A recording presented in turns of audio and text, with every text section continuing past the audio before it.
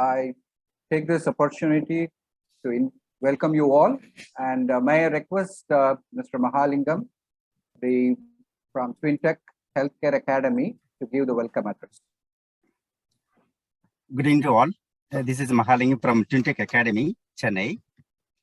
I take this great opportunity to welcome all the delegates, moderator Dr. Krishna Kumar, and speaker Mr. George Abraham, and all our well-wishers to support me to do this program.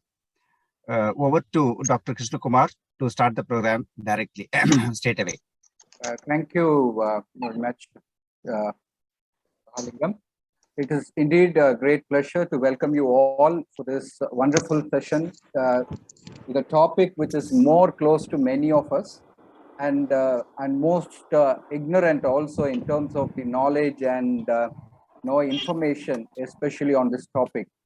So it will be more apt to have such topic and more apt to call George Abraham, who has got a wide experience in this area, especially dealing with variety of people of this challenge. Camera and audio is gone off, not working.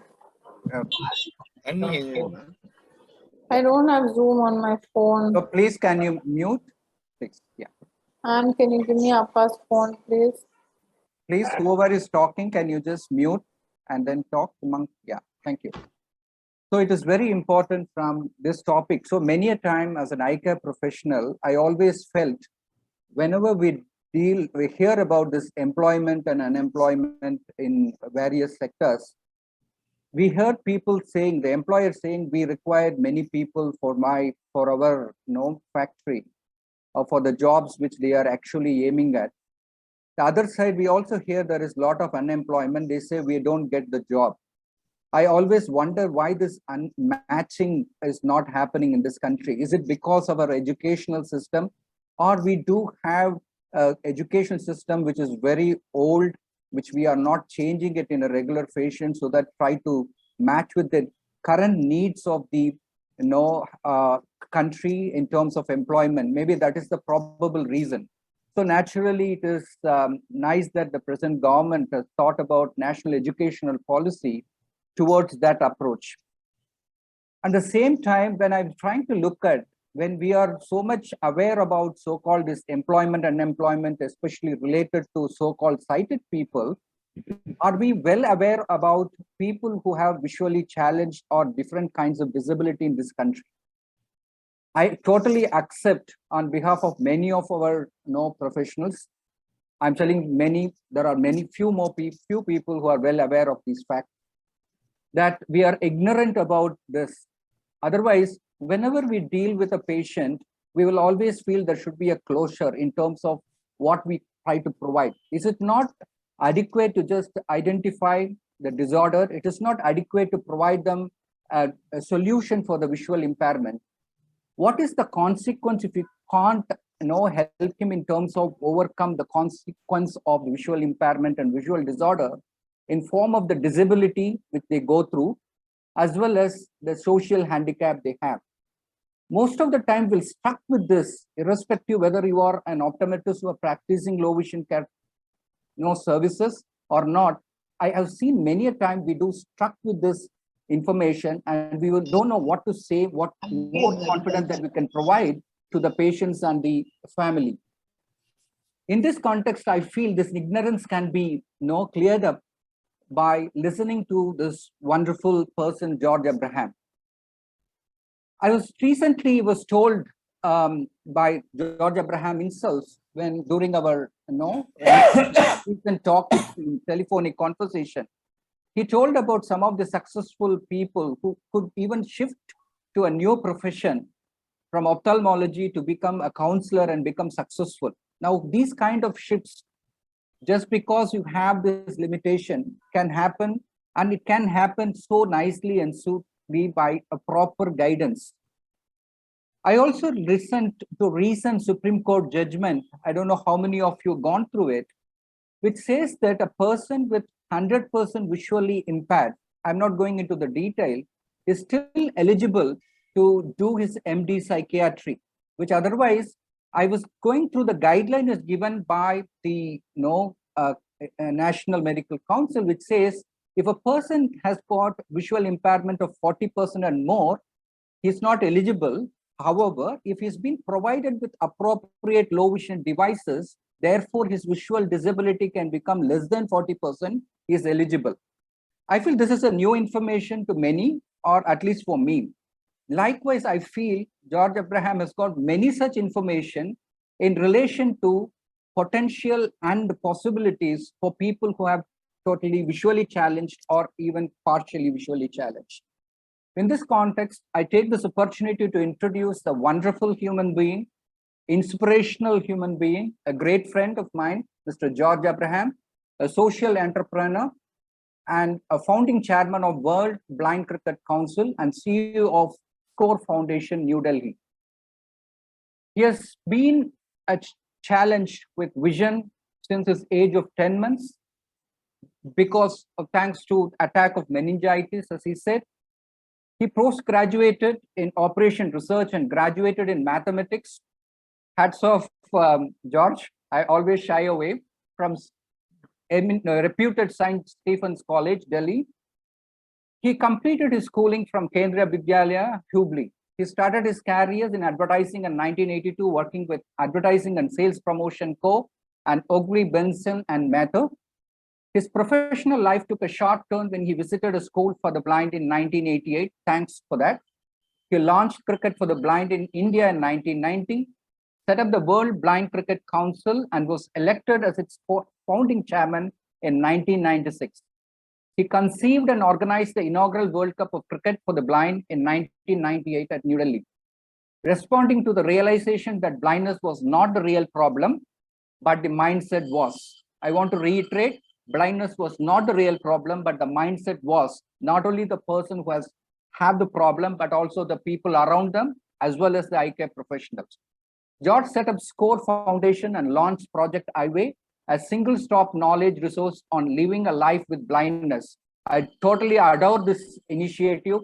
I feel that he should talk more about Eyeway initiative, share more information about it during his question and answer. That is one of the requests I want to keep to George Abraham.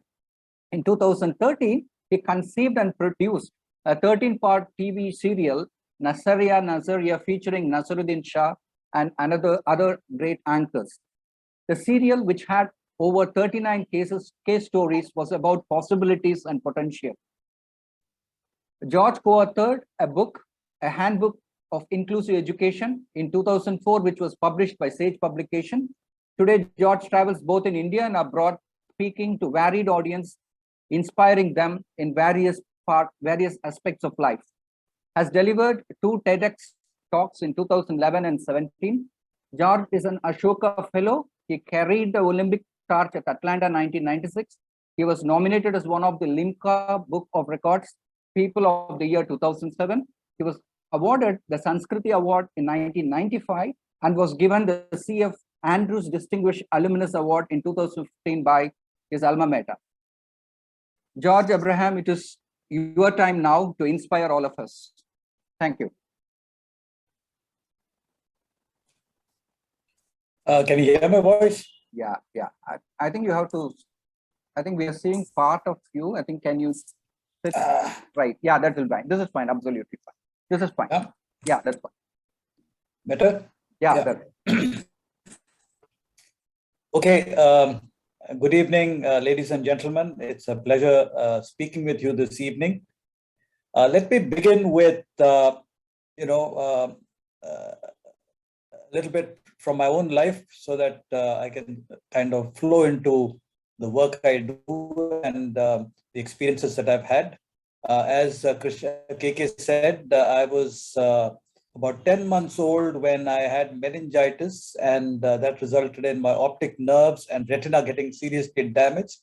So I've lived most of my life, as far as memory goes, with a vision impairment. And it's important for me to say over here that my parents were told when the diagnosis was made that the child is going to be blind, and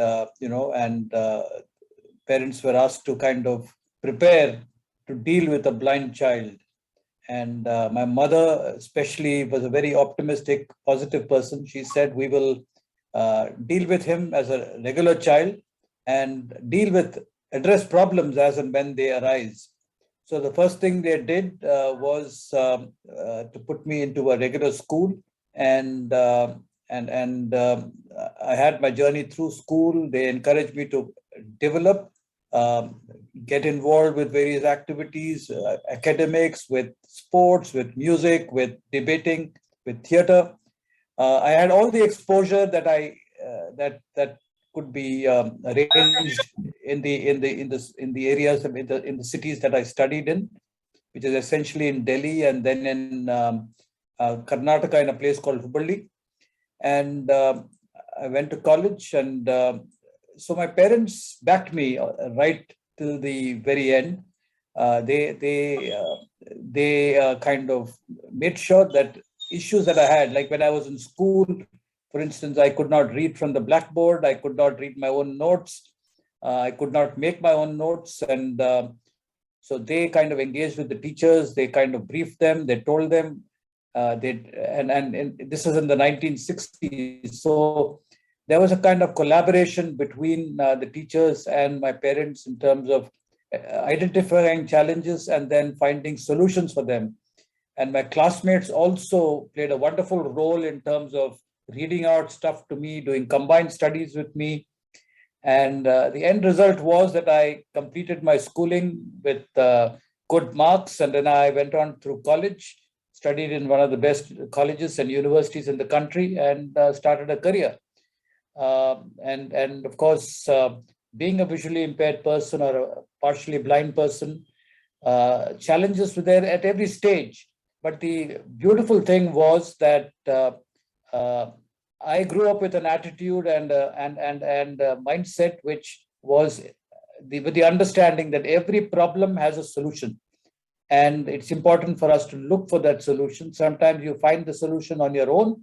Sometimes you have to collaborate with people around you to find that solution. And while I was working at advertising and sales promotion and at Ogilvy, Benson and Mather, the effort was to try and collaborate with my colleagues to find solutions to the challenges that I faced on a day-to-day basis. And of course, I got into promoting cricket for the blind, which gave me the opportunity of traveling across the country, meeting a variety of people, starting with blind and visually impaired people from across India and the globe. I also had the opportunity of meeting bureaucrats, politicians, people from industry, corporate India. I also had the opportunity of meeting the medical professionals from across India. Now, over 9-10 years of traveling, I realized one thing, as KK mentioned when he introduced me, that the understanding of blindness and life with blindness was very, very poor. And I was very surprised that the eye health professionals, they did not know about, they didn't look at the potential and possibilities that there is with a blind person. You know, they tend to look at the blind person and then they stop at the blindness. They kind of don't take, either it's not having the courage or they're caught up with emotions that they're not able to look at the person part of the human being. So, the thing is, even, when we had these cricket tournaments in different parts of the country, the formality was that we would do a medical checkup, an eye checkup before the match, before the tournament happens. And it's important that, the people who are eligible to play the game of cricket for the blind, there are 3 categories which we call B1, B2, and B3. B1 are people who are totally blind. B2 are people who have less than 2/60 vision in the better eye after correction. And the B3 players are people who have less than 6/60 vision in the better eye after correction and more than 2/60 in the better eye after correction. So these classifications had to be kind of meticulously checked, because if you had better vision, you would be cheating. It's like drugs in the Olympics. performance enhancing drugs in the Olympics. Similarly, there were a lot of blind cricketers who would be able to see better, and they would try and smuggle themselves into the teams. So we had to do these checkups, and that was a time when we actually interacted with doctors, eye doctors, ophthalmologists, and I had the privilege of meeting ophthalmologists in Delhi, Bombay, Chennai, and Bangalore, Calcutta, Bhubaneswar, various places across India. And 99% of the cases, I found that the ophthalmologists tended to be sympathetic to the blind cricketer. They would feel sorry for the cricketer, and in the process, they were not, most of them, many of them were kind of short on actually being accurate with their classification of the blindness. There were people who had 5/60 vision who were classified as blind. So that was a major challenge. And so over 10 years, I had the opportunity of meeting many of these doctors several times. So one thing I realized was that the ophthalmologists needed to be educated. And then, you know, in 2002, I set up SCORE Foundation and set up this, given that blindness was not the real problem, it was the mindset of people, whether it is blind people themselves, whether it is the ophthalmologists, whether it's the government, whether it's the educators. There was a mindset issue. And the issue was that I will give you illustrate that through a few examples. So we set up this thing called Project Eyeway as a knowledge resource on living life with blindness. And one evening, I get a call from a lady from Ludhiana. Now, she said, you know, I have a baby. He has been diagnosed with blindness, and he can't see. And how do I deal with him? Can he be sent to school? Or do I have to, look after him and kind of take care of him for the rest of his life? So I said, well, let's talk about it. Can you tell me where you're calling from and who are you? So she mentioned her name, and she said she was an ophthalmologist from Ludhiana in Punjab. So I was a little surprised that an eye doctor was totally caught napping when it came to having a blind child. So I kind of told her the basic things that, you need to kind of make sure that the child passes through all the milestones that all kids go through. You need to prepare him for school because he needs to go to school when he is 4 or 5 years old. And, and I told her about preparing, making the child independent, independent living, be able to eat on his own, be able to manage his own affairs, like having a bath, going to the toilet, etc., mobility, all that. So I gave her a whole list of things that she needed to do. And I also told her that, look, you need to start having conversations with him, because a blind child, a normal child, gathers a lot of information around him by looking at things around, whereas a blind child does not have that opportunity.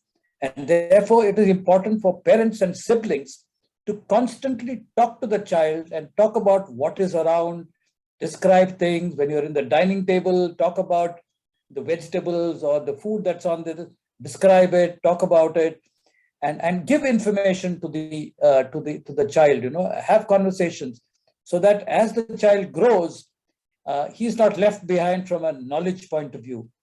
And remember one thing, today we are living in a knowledge economy, and it's important for us to be knowledgeable.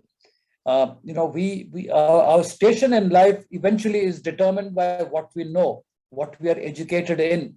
And therefore, when we have a blind child, it's important for us to actually make sure that the child keeps pace with the rest of the world. So that was one thing that I realized, that the ophthalmologists needed to be educated when it came to, and this is not the case with every ophthalmologist. There are a number of ophthalmologists I've met who are very aware.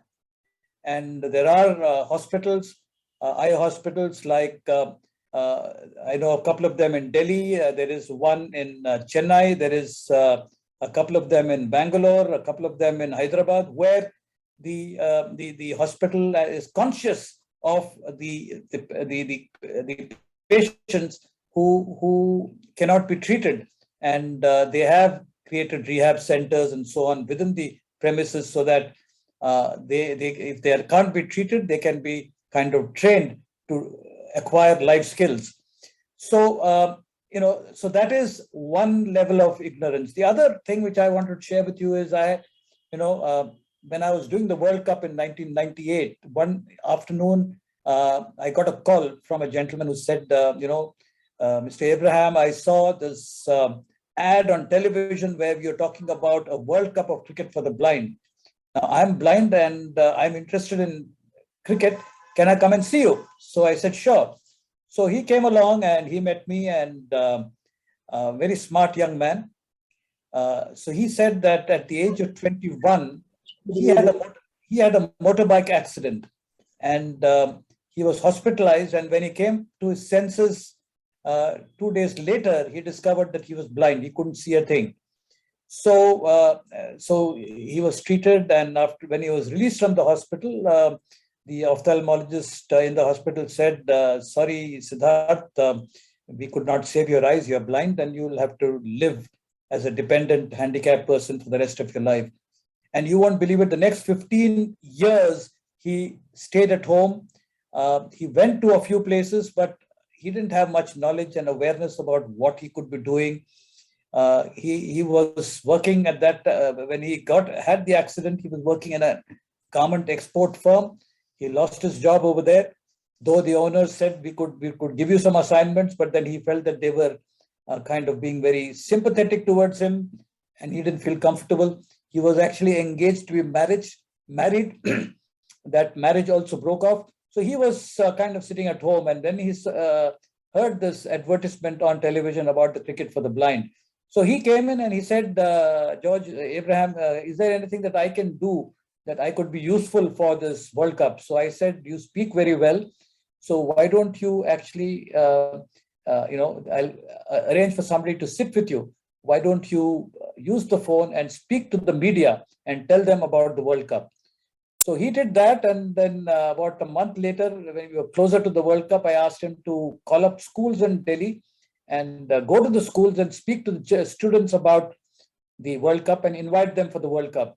So he did that, and during the World Cup, a public relations company who were working with me, they came and asked me after the World Cup, do you think we can give Siddharth a job?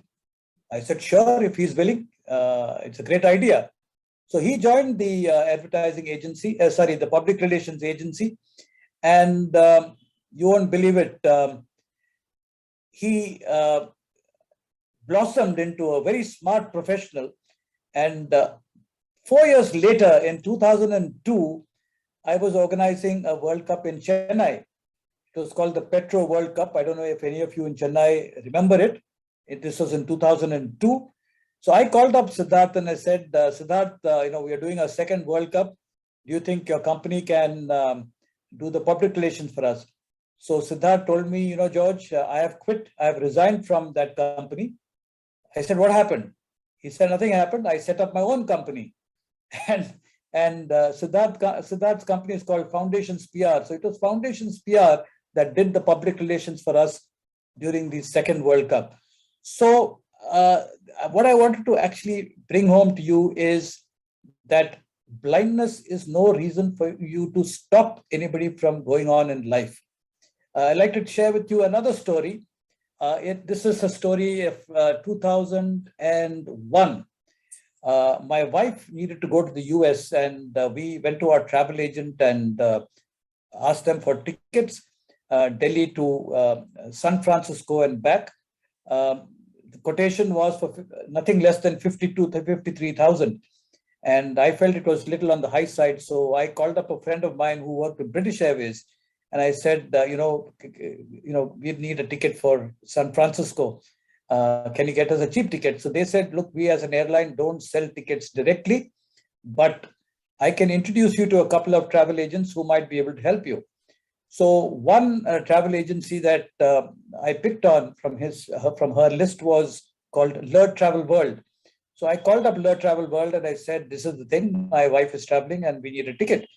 So the gentleman said, what dates? I gave him the dates. He said, what are the stations, what are the stops that she wants to make? So I said, mainly Delhi, San Francisco, Delhi. And if she can stop over at New York, that would be great. So he said, give me 5 minutes, I'll get back to you. So within 5 minutes, I get a call back and the gentleman says, do you mind, will she mind traveling via the East Coast, which is travel Delhi, Seoul, San Francisco by Asiana Airlines? I said, no problem. Then he said, I can get you a ticket, a confirmed ticket for 40,000, Delhi, San Francisco, New York, and back. And so we took the ticket, we saved 12 to 13,000 rupees straight away. And then after she came back from the US, my wife and I, we went to the travel company to settle the bill. And the gentleman I was talking to, his name is Sanjay Dang, and he happened to be totally blind. So I got very interested and I said, Sanjay, how long have you been running this company? And he said, I started this company in 1991. I was there and I had just a peon. And today I employ 38 people. I have 2 offices, one in Noida, the other in World Trade Center at Connaught Place. And then I also realized from other sources that his business turnover runs into crores.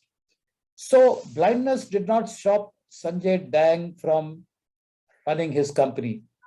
I had a colleague many years ago with the name by the name of Preeti Monga.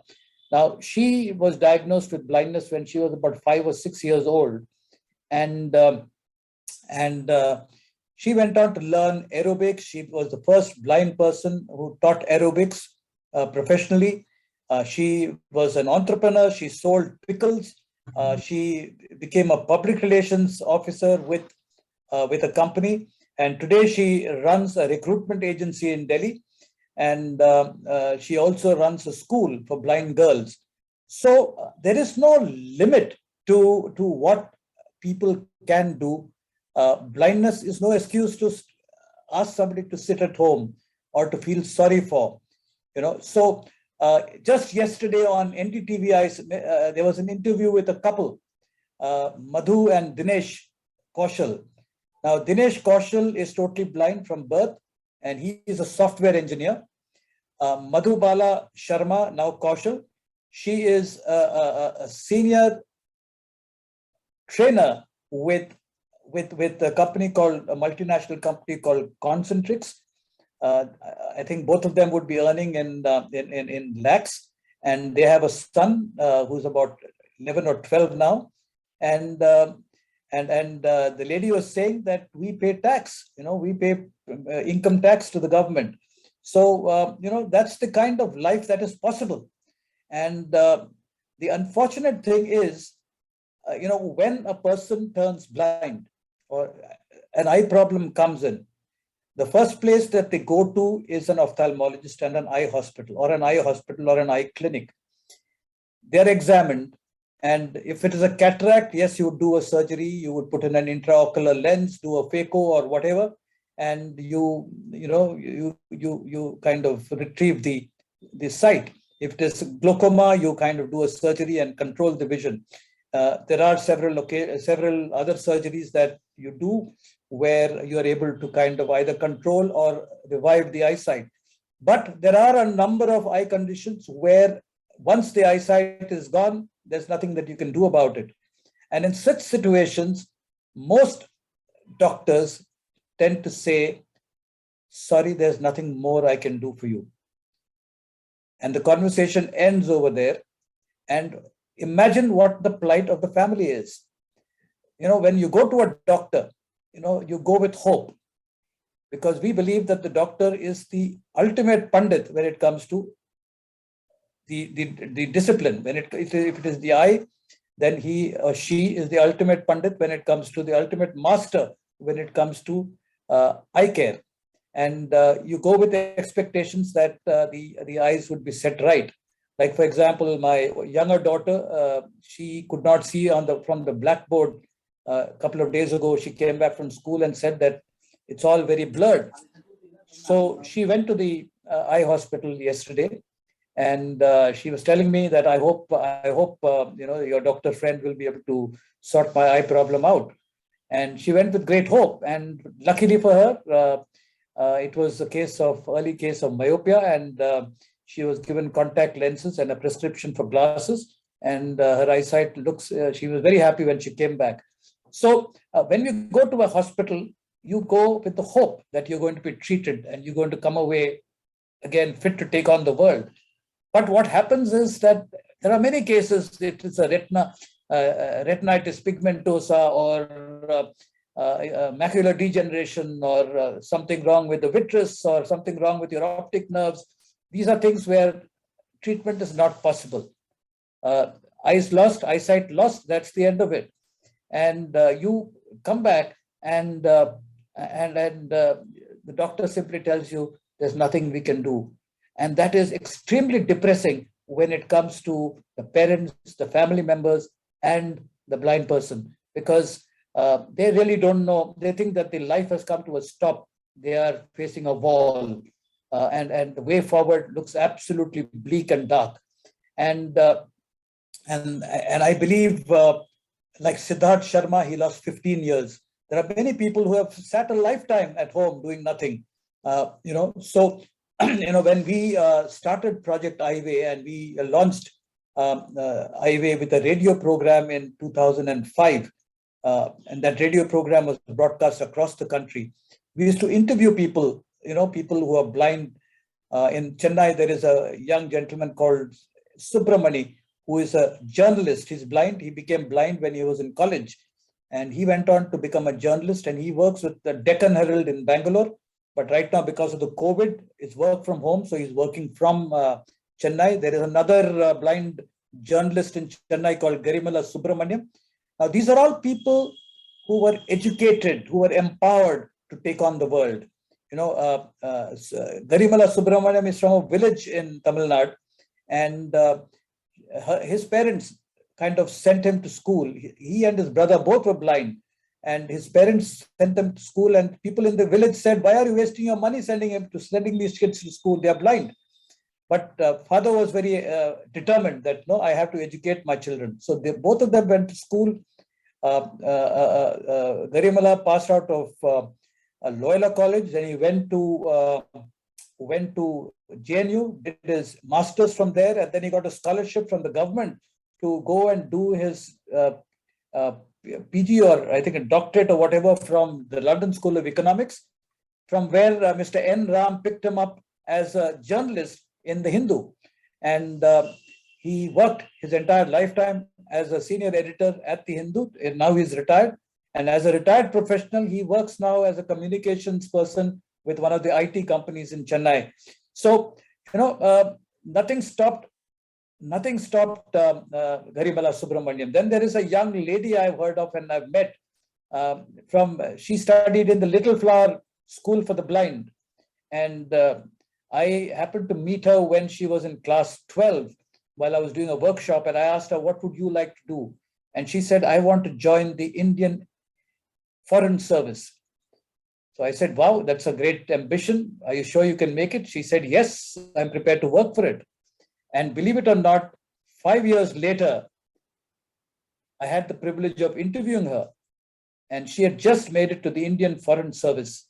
And I was speaking at a forum in Delhi a couple of years ago, and I mentioned this lady. And then there was a gentleman who got up and he said, "I am right now the Indian ambassador to Paris. And this lady you're talking about works with me, and she's a wonderful person. She's a very, very good professional. Her name is Beno Zafin.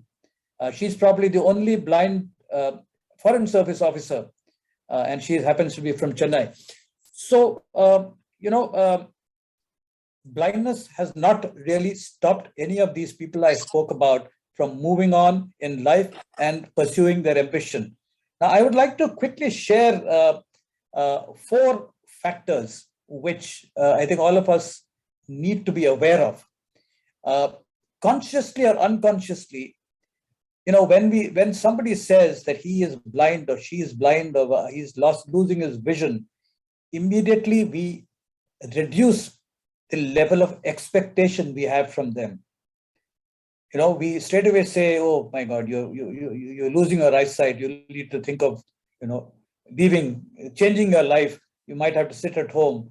You might have to hire somebody to look after you. There are various very, very defensive back foot thoughts that come into our minds. A couple of years ago, we had done a round table in Delhi where we had invited several blind people who had lost their vision midway through life, which is people who lost their vision at 25, 30, 35. We invited a few rehab professionals. We invited a few people from government. We invited a few people from the medical professional. And we asked everybody to kind of speak about their own perspective on midlife blindness. And so there were a couple of people who were there there was this lady called Renuka Bhagat who had lost her eyesight when she was doing her college education. So she spoke about how she managed to come to Delhi from Punjab and get training at National Association for the Blind for Women. And she got a job with the American India Foundation. And today she's a senior executive over there, travels the country, travels internationally, and very successful, very confident. There were a couple of other people there was a gentleman who was in the advertising industry and he had lost his eyesight and he was depressed. He didn't know what to do, and he was kind of struggling. There was another gentleman who was working as a salesperson. He had lost his job and he was sitting at home doing nothing. And the messages they had got from the eye doctors was that,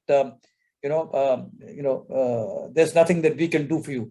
So, this is a serious issue because one of the reasons why people sit at home is they think that, the eyes are so important to our life that, if you can't see, then nothing can be done. But the interesting thing is that, if you can't see, you still can do the same things which other people will do, but your way you do it might be different. Like, for example, all of you probably work on computers. I, as a blind person, also work on a computer. Right now, I'm talking to you from my laptop. But I use a screen reading software to actually read what is on the screen. And as a result, I can work on Microsoft Word, I can work on Excel, I can work on PowerPoint, I can work on Microsoft Access, I can work on Microsoft Outlook, I can surf the internet, I can use the computer in everything that any of you would be doing. And thanks to the screen reading software. Likewise, I use a smartphone. I have an iPhone, which has a screen reading software again. So I use the screen reading software. I use almost all the apps. I do my banking on my phone. I do my reading on my phone. I use the GPS on my phone. I read the newspaper on my phone. So everything is possible. Technology today has made it possible for a person like me to do everything that the normal person would be doing. So there is no reason for us to say there is nothing more that I can do for you, because you should be aware as professionals that what you say, because you are like God to the patient, because the patient has come to you with great hope. And if you tell them, if God tells you that there's nothing I can do for you, then it's like a bomb hitting you on the head and you think that you're dead. There's nothing more in life for you. So all you need to do is to be aware. Yes, it's important for you to develop new techniques to do surgery. It's important for you to read new research papers. But I think it's also important for you as professionals to be aware that life can carry on. Life does carry on, even if you don't have an eyesight. Now, Meghna Verma is somebody I met in Hyderabad a few years ago. I had gone for a meeting at the L.V. Prasad Eye Hospital, and I had gone there for a meeting, and then I met a few doctors who had come there. So we were having a chat, and in the evening when I was going back to the hotel, there was this lady who walked up to me and said, I am also attending this meeting, and I saw the independence with which you were kind of dealing with things, and you've come to this meeting alone all the way from Delhi. I would like to kind of chat with you. Can I travel with you? So I said, sure. So she got into the car with me and we drove, we spoke. And she said, look, I'm an ophthalmologist and I work in a hospital here. And, one day I discovered that my eyesight was going and I have retinitis pigmentosa. And I don't know. The hospital has been very nice. They've given me an administrative position, but I don't like it. I'm trained to be a doctor. I'm trained to deal with patients. I'm trained to treat patients. And if I can't do it, then, this is, it's not satisfying.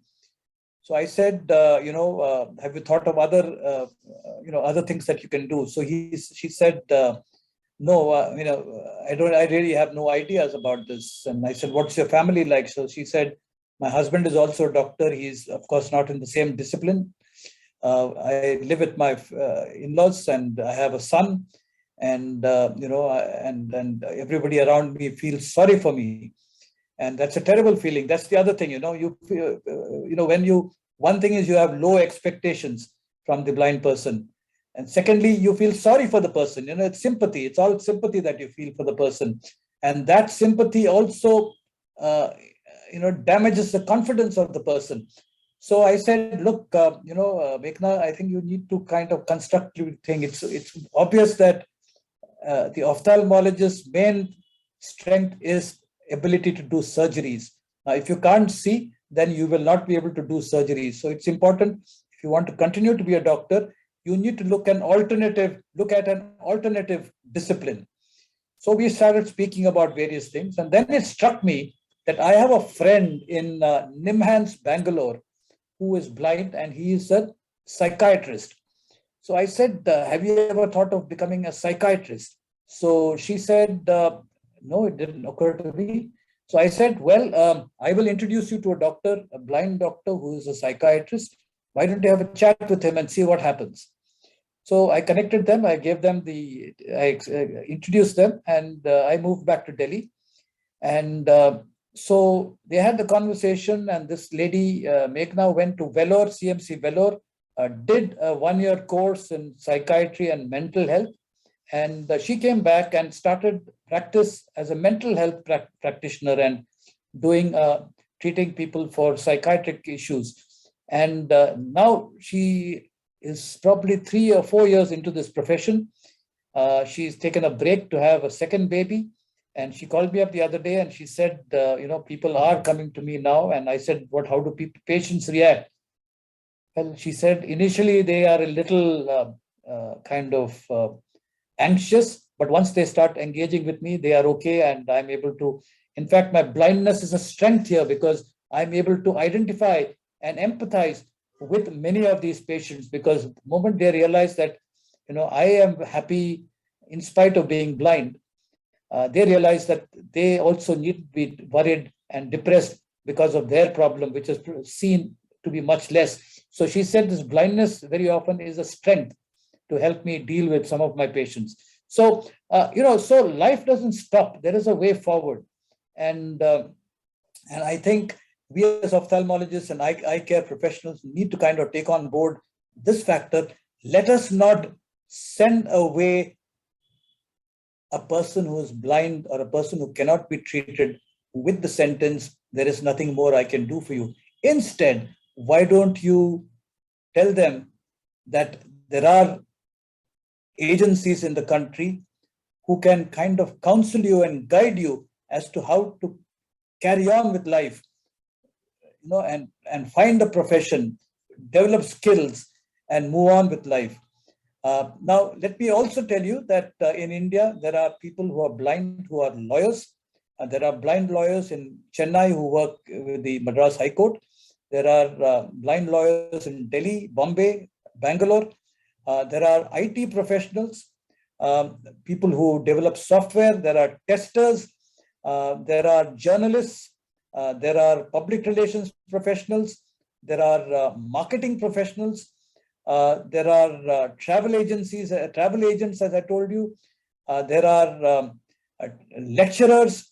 Now there are doctors. I know of at least 2 or 3 doctors in India who are blind. In the world, there are several of doctors who are blind.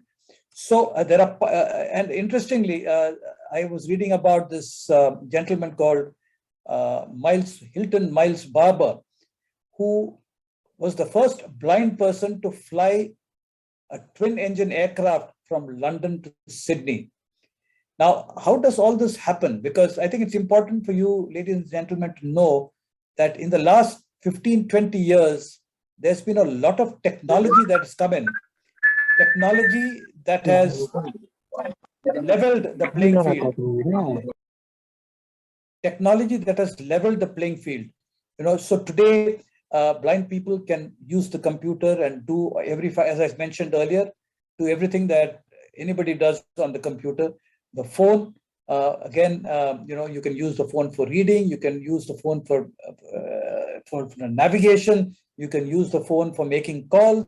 You can use the phone for identifying colors, identifying currency. You can use the phone for banking, for booking your railway tickets, your air tickets. Almost everything that you can do now on the phone. So there is a fair bit of empowering that's happening. So there is no reason why a blind person should lead a life of a second-class citizen, a life of dependency. Now, the reality of our country is that there are 5.4 million blind people in the country. And these are living, and a majority of them live in the rural and semi-rural areas. And the ignorance, as KK mentioned in the beginning, ignorance is very, very huge when it comes to the rural areas. But if you come to think of it, there are professions that these blind people can actually pursue. I know blind people in Orissa who are shepherds. I know blind people who are into Ayurveda. There are blind people who run spas. There are blind people who are masseurs, as they call them. There are yoga teachers who are blind. Now, these kind of professions, there are shopkeepers who are blind. There are people who run kiosks, where they cyber cafes. So these are professions that can be done small towns, big towns, in villages, all over the place. And therefore, there is no reason for us to say that life has to come to a standstill. You can always tell them, why don't you go to the nearest place where rehabilitation happens? Why don't you go to the place where information can be got so that they can move on in life? I think my one single message here to you, ladies and gentlemen, is do not encourage or discourage people because they are blind. Life can move on. And I think you have the opportunity of telling them you're blind, but life doesn't come to a standstill. You can continue with your profession. You may not be able to see, but you can use your other senses. There is technology here. There are training organizations that can train you and prepare you to move on with life. You can cook.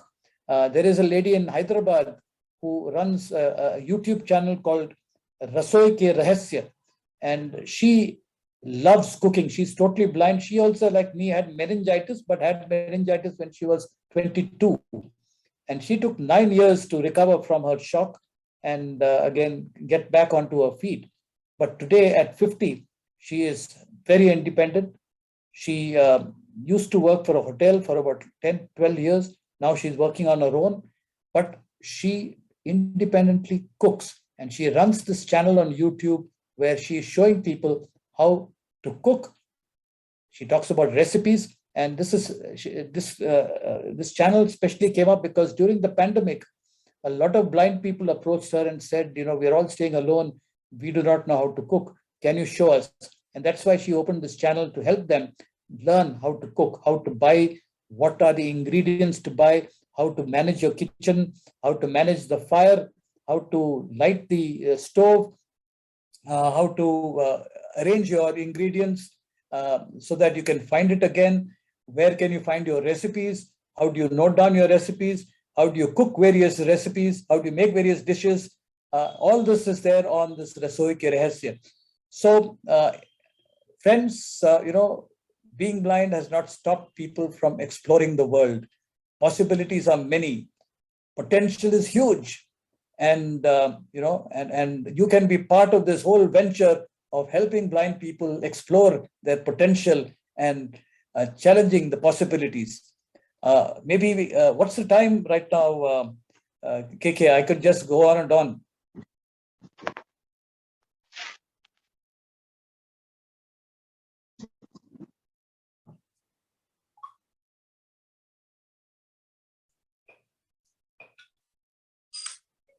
What's the time?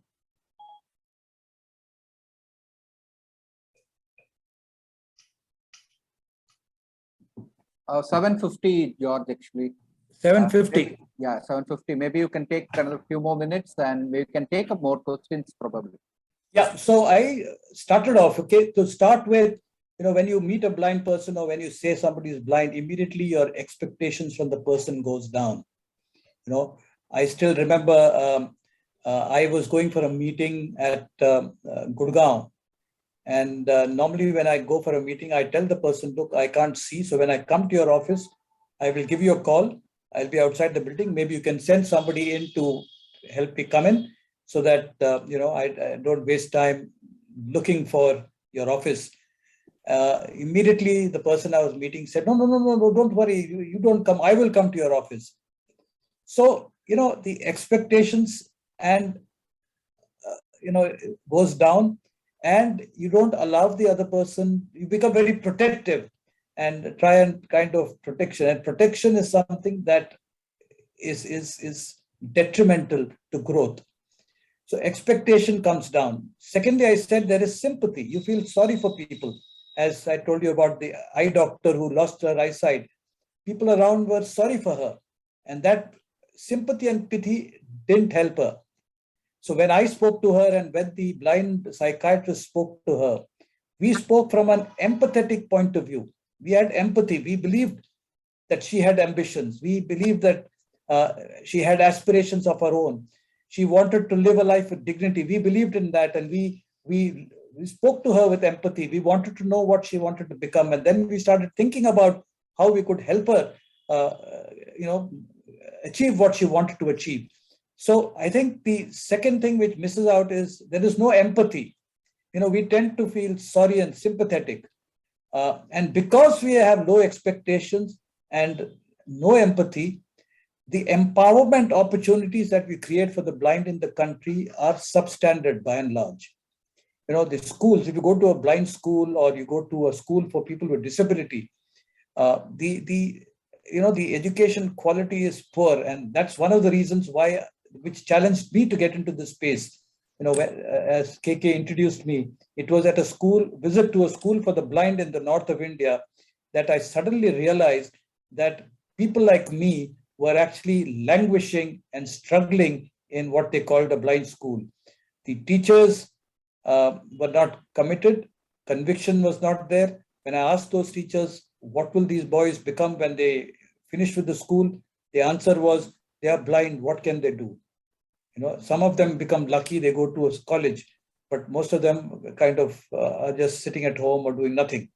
So the empowerment quality is poor, and that is a worry, and I think that's an issue which the government needs to look at very seriously, because blind people, if educated, don't have to be a parasite on the country. They can be contributors to the economy. They can be part of the human resource of the country. So they need to be empowered. The education quality has to be improved, and challenges have to be taken on. Now 90% of the blind people who are educated in the country do not learn mathematics or science after class 8. You know why? Because teachers do not know how to teach blind people mathematical or scientific concepts. So that communication is missing, that pedagogy is absent. And therefore, the convenient thing is, don't learn science, don't learn maths, instead learn music or handicraft or something like that. So what happens then is that the education of the blind person is compromised. And what happens when your education is compromised? You are not employable. And when you're not employable, you don't get a job, right? So that is the third problem. The fourth problem is the ecosystem. So most places you go to, there is a problem of access. You go to the Chennai railway station. It is impossible for a blind person to navigate through the through the railway station independently or on his own. There will be baggage left on the pathway. There would be broken steps. There would be, there'll be nobody to give you information. There's no tactile path. You can't use your navigation apps. So you go to the libraries, you can't access the books. You go to a school. Most schools do not know how to teach blind people. Then many of the apps and websites which are created today, though there is technology available for blind people to use the apps and the technology, the way the IT professionals have created the apps and the websites, they are made to be inaccessible. Look at our currency notes. Till 2014, the currency notes were perfectly recognizable by blind people because they had a method to it. The 5 rupee note was the smallest, then 10, 20, 50, 100, 500, 1,000. 1,000 rupee note was the biggest note. So they were sequentially smaller, and there was significantly there was a significant size difference between the notes. But in 2014, when the 500 rupee and the 1,000 rupee notes were withdrawn, and new currency notes were brought in, the 200 rupee notes were brought in, suddenly we found there were different 100 rupee notes in different sizes. There were 50 rupee notes in different sizes. Some of the 100 rupee notes were bigger than the 500 rupee notes. Some of the 100 rupee notes were bigger than the 200 rupee notes. And a blind person had absolutely no clue what currency notes were being given to him or her. So the ecosystem, when it is unfriendly and inaccessible, it becomes difficult for the blind person to operate. You go to the All India Institute of Medical Sciences, go to the Rajendra Prasad Eye Center at the AIMS.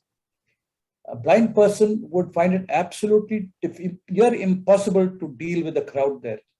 It is totally inaccessible, and to get to a counter is extremely difficult. You have to take somebody with you.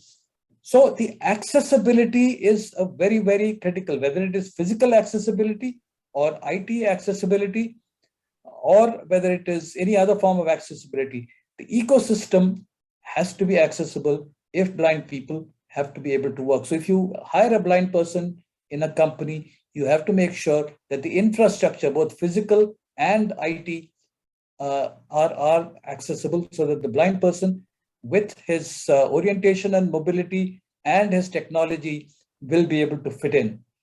There are some workplaces which are accessible, but there are many which are not accessible. One of the reasons why employment of blind is so low in the corporate world is because of the accessibility issue. Of course, the poor education quality also is another contributing reason. But, so these are the 4 E's that I always talk about: expectations low, empathy absent, empowerment of poor quality, ecosystem inaccessible. And these 4 barriers actually are major barriers that we as a community, we as a society, we as a nation needs to address. If we would like the 5.4 million people of the country who are blind to be included in the mainstream. And inclusion is going to be beneficial for the country because, number one, 5.4 million more people in the human resource in the country, 5.4 million less people who would be dependent on the community. They'll be independent and contributing. And then, the national income and the GNP or whatever you call it would be on the up. So it's only positive things that come out when you look at blind and visually impaired people. So I believe, ladies and gentlemen, you as eye care professional can play a significant role. Number one, in helping these blind people move on in life, have a dream and work towards a dream. Secondly, you can be a great source of awareness. You could be talking about life with blindness or life after a blind diagnosis. You could be presenting papers in ophthalmic conferences so that more and more ophthalmologists also come to become aware of this. Because there is a great deal of awareness that is needed and a great deal of sensitization needed. And I think people need to take this on a mission mode so that more and more blind people get into the system.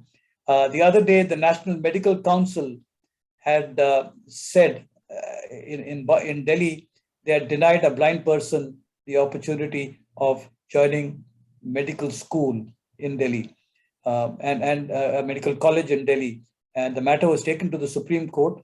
And I think the Supreme Court has said that you need to look at ways in which a person who has the aptitude for medicine, even if he's blind, there are areas of medicine that a blind person can work in. And therefore, you need to be flexible to be able to teach a blind person and train him so that he gets into the profession where the lack of eyesight is not really a barrier.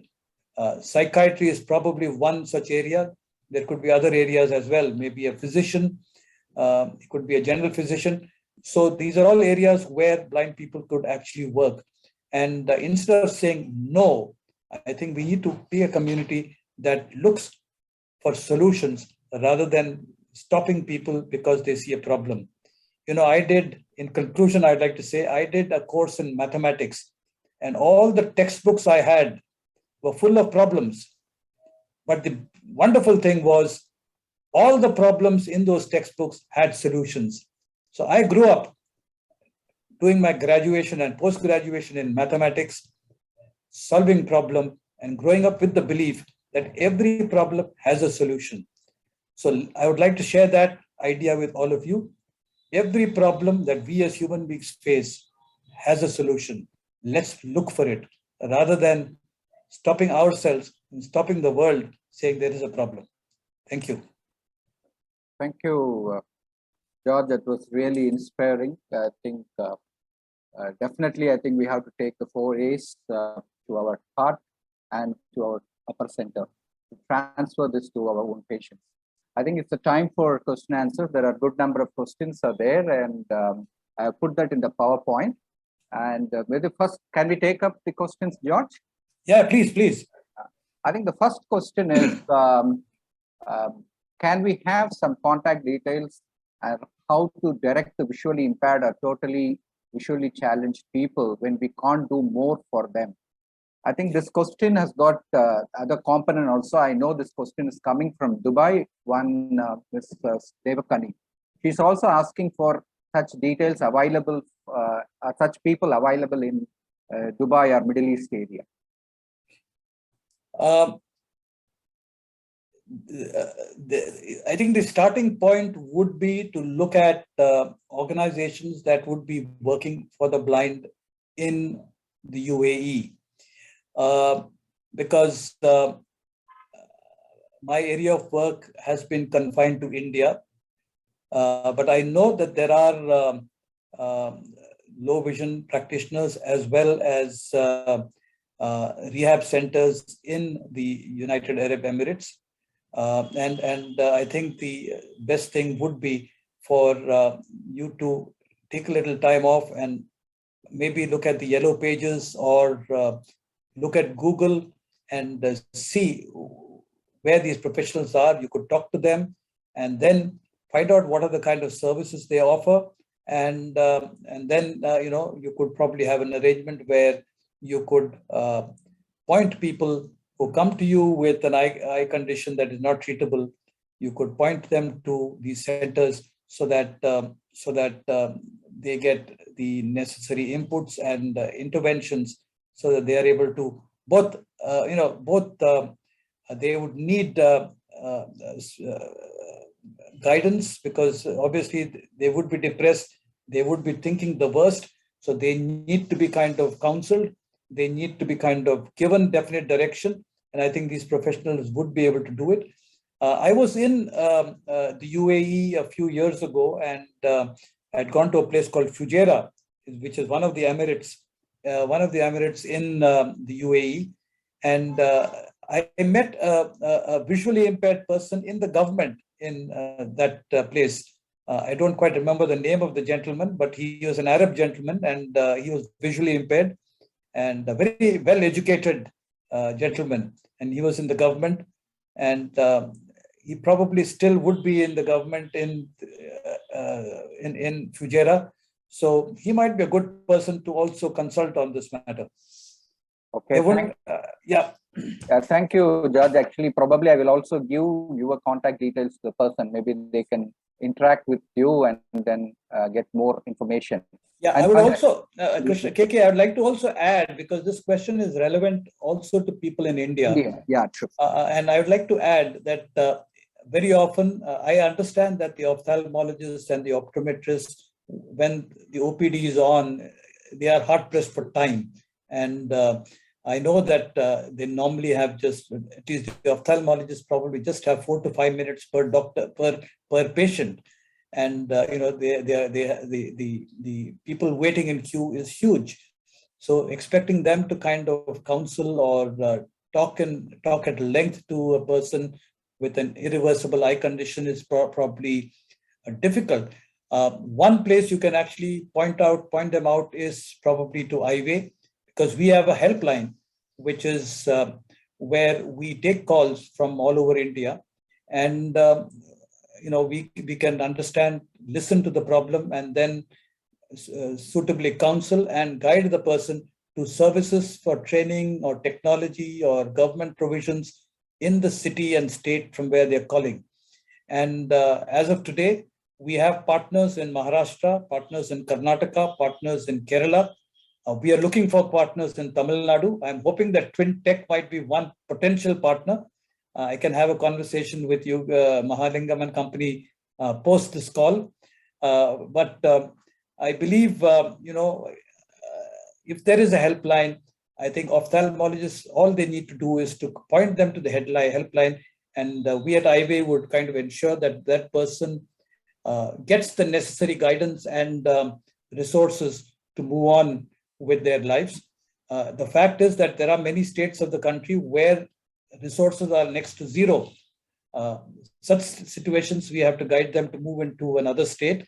But definitely guidance and inspiration and motivation and contacts can be given, and people can be connected.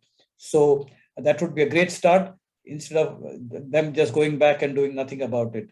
So Eyeway would be a good one-point contact, and we would, even if you call us in Delhi, we would connect them with people. If the patients are calling from Tamil Nadu, we would connect them with resources in Tamil Nadu. So yeah. I think if they want to contact you, probably we can give your contact details. Yes. Yeah. Yeah. You want to tell your contact details? Yeah. The helpline that we use is 1800 5320469. Maybe can you probably you can repeat it? 1800 5320469. Okay. Or you can also I think this number should be good. It's a toll-free number, Monday through Friday. Okay. I think there are also people asking for different agencies in India. Probably they can contact you to get more information. I think we can go to the next question. Yeah. I think this question is very, very pertinent, especially as a clinician. Yeah. How to generate hope in patients who are in, say, sorry, nothing can be done. What should be our words? Maybe I feel many of them asking how to communicate probably the news, and at the same time trying to give them the hope without offending them. Probably, how do you see that need to be done from the clinician perspective? The truth of the matter is that life moves on only when the person acknowledges the fact that and accepts the fact that he is blind, vision is gone. That's a reality. But it's a reality which is very difficult to accept to start with. But I think that's when the turnaround happens. So that we need to keep in mind. But that news has to be very subtly and put across in a very nice way, which is without really. It's good for every doctor or optometrist to actually have a little understanding of, some of the examples of blind people who are professionals, who are into, who are in the civil services, maybe, who are into business. So those examples could be kept handy, number one. Number two, the introduction of technology, where, computers and smartphones and all other technology. There are smart glasses which are there now. They are all in the smart glasses are in an evolutionary stage now, but even totally blind people use smart glasses. They look like smart glasses, but it is basically audio, which is there are chips and cameras which actually take pictures and interpret. And of course, artificial intelligence and machine language also is extensively used to recognize and objects. Like for example, there are smart glasses which you can see things and recognize things within the house. You can actually teach your children using that. So it's very advanced. It's if somebody told me about these things when I was growing up, it would have been like being in a science fiction movie. But all that is real today. All this technology has totally revolutionized the way a blind person can live life. So the severity of the condition should be mollified, mitigated. And I think if you talk about technology, if you talk about the kind of professions people are doing and the kind of support that the government is giving and the kind of opportunities that are there, I think the first step would be that all you doctors need to be not entirely aware, at least have an awareness of these kind of things. I can kind of share information on technology. I can connect people in Chennai who can come and talk to you about these technologies and various possibilities and professions that are there. If you can educate yourself, not with the idea of spending half an hour with a patient, but just telling them that, I would suggest that you speak to Highway.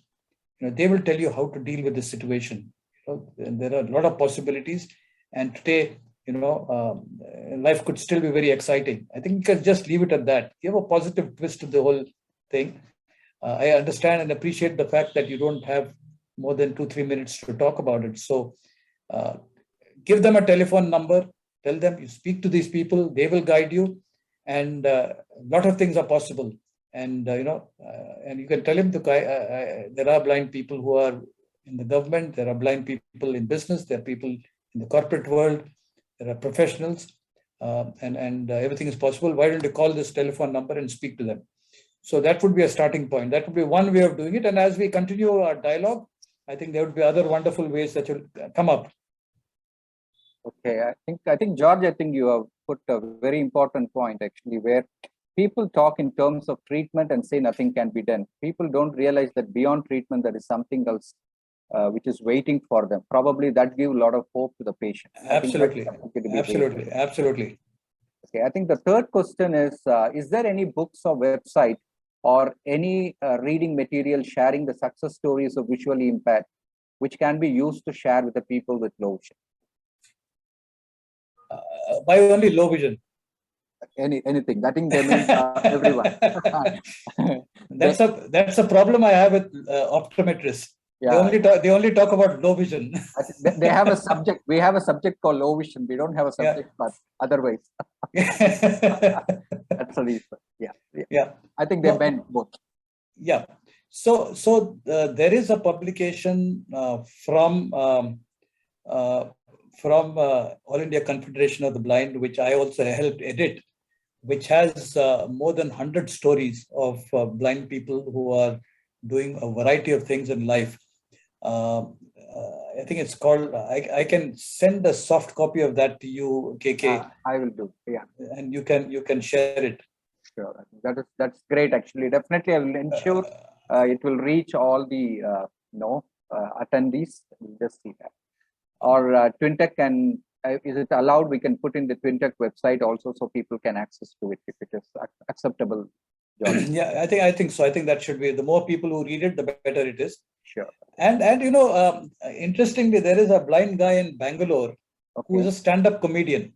Okay. Okay. Sandeep Rao. He travels the world doing comedy shows. Okay. Everybody has talents, and we never know what talent can actually become a cash earner. Yeah. I think the next question, probably, I think next two question is already you answered it. And the third question, what will be the special computer education for the blind students? Probably the question is when we have to start computer education, or anything special different from so-called sighted people. I think these are the two aspects of this question. Yeah, okay. Let me now. It depends on what age the blind person the diagnosis happens. Of course, if an older person becomes blind, he can start learning the computer straight away, because the computer is a window into the world. Emails and so on connects him with the world. Facebook. There are lots of blind people on Facebook, Twitter, and Instagram as well. The social media as well as the computer, email, WhatsApp, these are all things which blind people get connected with the world. So I think if a person in middle age, 20, 25, 30, 40, loses sight, he needs to be straight away introduced into the computer. If he's a professional, he'll already be on a computer. He just needs to learn how to interact with the computer using the screen reader. And NVDA, non-visual digital access, NVDA is an open source software, which is extremely good. I use NVDA. It's an extremely effective screen reader, which helps you to navigate through the IT system. There is also another software called JAWS, which is Jobs Accessed with Speech, which is very expensive, but a lot of people use that as well. And these days, Windows also comes in with a built-in screen reading software called the Narrator, which also people say is pretty good. So these are the software options that are there. And if it is a person in the middle ages, it'll be good that he gets into computers straight away. If a child is growing up, normally a child would be introduced into computers right from class 3 or 4. He would initially learn Braille, but once he comes to class 2, 3, he starts on the computer and he seriously uses computers. He can start using computers for his studies starting from class 5 or 6. I would also like to tell you about a young person I know. His name is Karthik Soni. He studied in the Delhi public school. He was born blind, and he in his CBSE exams got 96%. And IIT Delhi, he wanted to study in IIT Delhi. And when he went to IIT Delhi, the director told him, he said, look, can you kind of make the entrance exams accessible, because I'm blind and I will not be able to. So he said, look, blindness is your problem, not mine. So he was very disappointed. But then I must tell you that he got a fully paid scholarship to Stanford. He went to Stanford, did his BTech, and today he's a successful guy with Microsoft in the US. Karthik Soni is his name. And now he has started a movement. He and a few other blind people have started something called the STEM Society, which is science, technology, engineering, and mathematics, to help blind people take up STEM subjects. He has started, and they are doing a lot of interesting stuff globally and in India as well. So a lot of possibilities. I think that's really inspiring. I think probably you have answered. The next question is, do we also have support groups where more such opportunities are being discussed and wisdom sharing is done? Maybe I think you're talking about Instagram. You have anything specific? Yeah, there is a group called Access India. which is an email group, a Google group, where all educated computer literate people actually share information and support each other on technology space. These days, there are a number of WhatsApp groups also where people support each other, sort out problems and so on.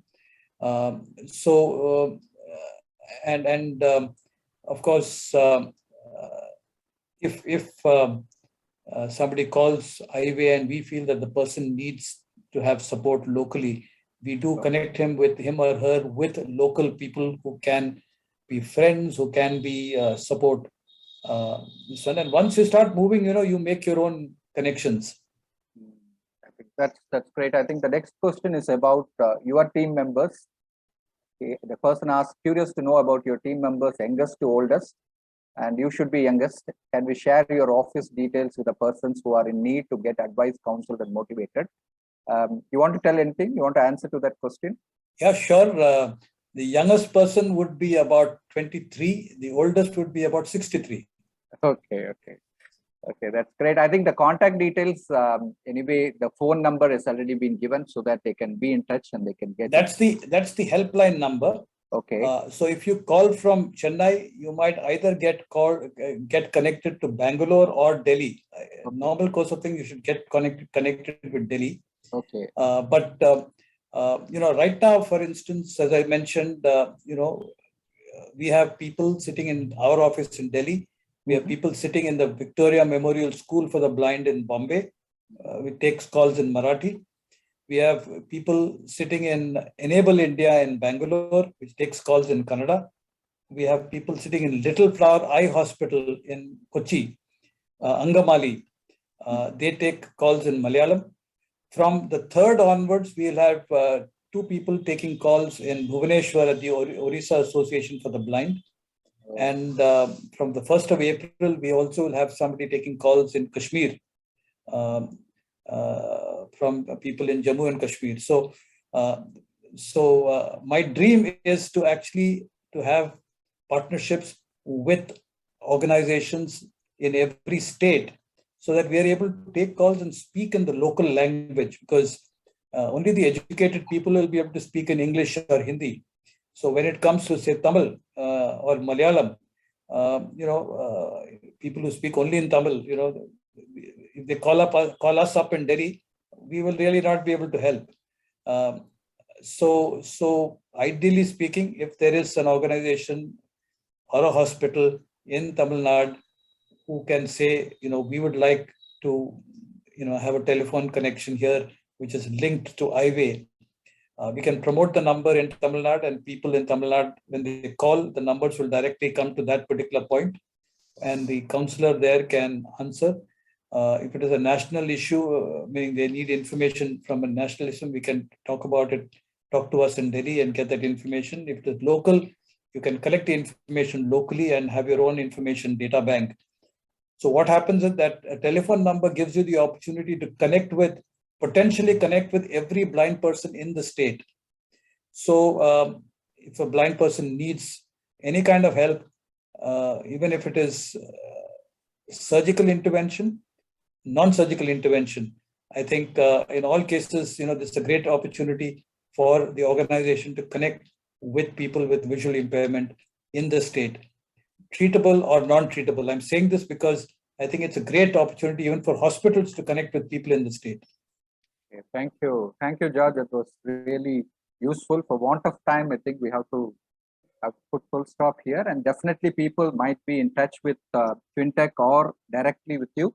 I will ensure that more such sessions should be conducted. Thank you, TwinTech, for giving this opportunity to be the moderator and moderating a great talk by George Abraham. May I request Mr. Mahalingam is available? Can you just give your final word?